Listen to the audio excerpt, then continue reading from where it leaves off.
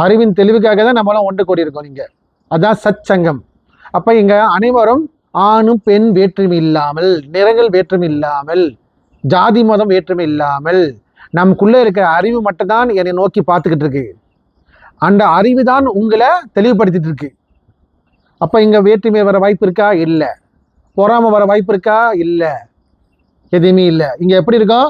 சந்தோஷம். ஏன்னா ஒரு அறிவு தெளிவு கிடைக்கிறப்ப உங்களுக்கு ஒரு சந்தோஷம் உருவாகுதா இல்லையா? ஒரு ஆனந்தமாக இருக்கீங்களா இல்லையா?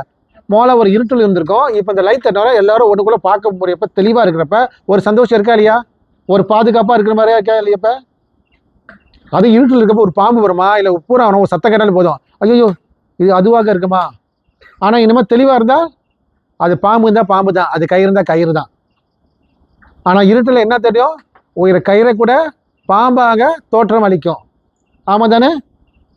அதே சமயம் ஒரு பாம்பை கயிறாக பார்த்து ஏமாந்து போகிற விஷயமும் இருக்குது. நான் கயிறு நடிச்சு முடிச்சிட்டேன், அதை போட்டுருச்சு நம்மளை. அதே மாதிரி ஒரு கயிறை பாம்பாக பார்க்கறதுக்கும் வாய்ப்பு இருக்குது.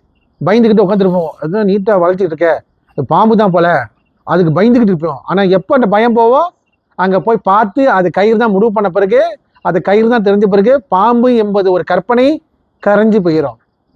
அதே மாதிரி தான் நாம் எப்படி வெளியே இப்படி லைட் தட்டினோம், நம்மளுக்கு எல்லாம் தெளிவாக இருக்கோ. இப்போ சுகதனமாக உட்காந்துருக்கீங்க. இப்போ பாம்பு வந்தால் பாம்பு தான் சொல்லுவீங்க, கயிறு தான் கயிறு தான் சொல்லுவீங்க. ஆமாம் தானே? அதே மாதிரி உள்ள அறிவின் தெளிவுபட்டால் அறியாமை நீங்கிறோம், குழப்பங்கள் நீங்கி போயிடும், அறியாமை நீங்கி போயிடும். உள்ள எப்படி வெளிச்சம் உண்டாச்சு சொன்னால், தெளிவு உண்டாச்சு, அறிவின் தெளிவு உண்டாடினால் நம்மளுக்கு அறியாமை நீங்கி போயிடும். அறியாமை நீங்கினால் குழப்பவதியாக இருப்போமா? இல்லை. ஒரு முடிவு எடுத்தால் தெளிவாக முடிவு எடுப்பீங்க, அவசரப்பட்டு எடுக்க மாட்டீங்க. மிக நிதானமாக தெளிவாக அந்த முடிவு எடுத்து செயல்பாட்டுக்கு கொண்டு வருவீங்க. அதை ஏற்றுக்க தயாராகிடுவீங்க. இப்போ உதாரணத்துக்கு இந்த வெளிச்சத்தில் இப்போ உங்களுக்கு உங்கள் முன்னால் ஒரு பாம்பு வந்து நிற்கிது. உங்களுக்கு என்ன தோண்டும்? பாம்புக்கான எல்லாத்துக்கும் பொதுவாக ஒரு பயம் வரும். ஏன்னா அது ஒரு பதிவு, பயம் இது ஒரு பதிவாக ஆயிடுச்சு, அதனால பாம்புக்கான பயம் வரும். ஆனால் ஒரு கன்ஃபர்மேஷன் பண்ணிட்டீங்க, என்னது? ஒரு உறுதி பண்ணீங்க, அது பாம்பு தான் உறுதி பண்ணிட்டீங்க. அப்போ என்ன பண்ணுவீங்க? ஒன்று நீங்கள் பாம்பு விட்டு விலங்கி போகணும், இல்லை பாம்பை யாராச்சும் ஒருத்தர் பிடிச்சி விலக்கி கொண்டு போகணும். இதானே செய்வீங்க. இந்த ரெண்டுல ஒரு முடிவு நீங்கள் எடுத்தாகணும். அப்போ தெளிவான ஒரு முடிவு எடுக்க முடியுமா? முடியாதா? ஆனால் இருட்டில் ஒரு பாம்பு வந்திருந்தால் எந்த முடிவு எடுக்க முடியுமா? முடியாது. ஏன்னா அந்த பாம்பு யாருக்கிட்ட இருக்கு, எங்கே இருக்கு, சத்தம் மட்டும் கேட்குது, ஆனால் எங்கே இருக்குன்னு தெரியாது இருட்டில். அப்போ குழப்பவாதியாக இருக்கும். ஆனால் அதே வெளிச்சத்தில் பயம் வந்தாலும் அந்த பயத்துக்கு அடுத்து அந்த பாம்பை எப்படி அகற்றணும்னு முடிவு பண்ணுவீங்க, இல்லை நீங்கள் அந்த இடத்த விட்டு நவுந்து ஓட போவீங்க. வித்தியாசம் இருக்கிற தெளிவுக்கும் தெளிவு இல்லாத நிலைக்கும். இதே தான் நம்ம உள்ள இருக்க நடக்கிற விஷயம். உள்ள தெளிவாக இருந்தீங்களால் ஒரு பிரச்சனை நடக்குது, அந்த பிரச்சனை வந்துருச்சு, அது விதிக்கப்பட்ட மாதிரி நடந்துச்சுங்க. அதுக்கு என்ன செய்யணும்?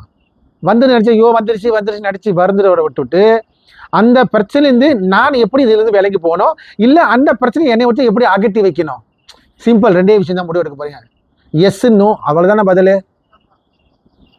மொத்தத்தில் ஒரு பதில் கொடுத்து தான் ஆகணும் அதுக்கு. அதுதான் கர்ம வினையோட விளைவு.